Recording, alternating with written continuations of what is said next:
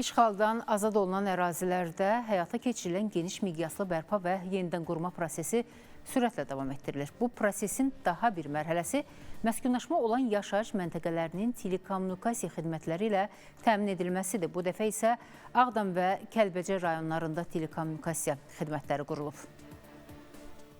Ağdam rayonunun şəhər mərkəzi, Sarıcalı, Kəngəri və Xudurlu kəndlərində və Kəlbəcər rayonunda məskunlaşma ilə olan yaşayış məntəqələri, o cümlədən də fəaliyyət göstərən biznes subyektləri telekommunikasiya xidmətləri ilə təmin edilib.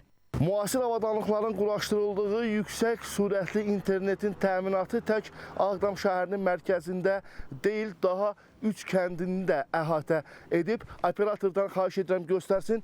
Gördüyünüz bu evlərin bugün hər birində yüksək sürətli internet var.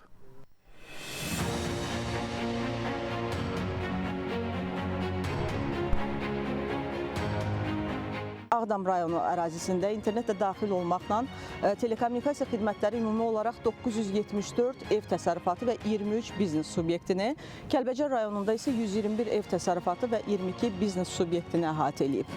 GPON texnologiyasının tətbiqi ilə abunəçilərə ev təsərrüfat və biznes subyektləri yüksək sürətli internetlə yanaşı, internet telefoniya, internet televiziya, ikisi birində və internet telefoniya, televiziya üçü birində xidmətləri təqdim edilir. İnternetimiz də var, Aztelekomla çox gözəl işləyir. O sürət bilirəm ki, asan kimi gəlir.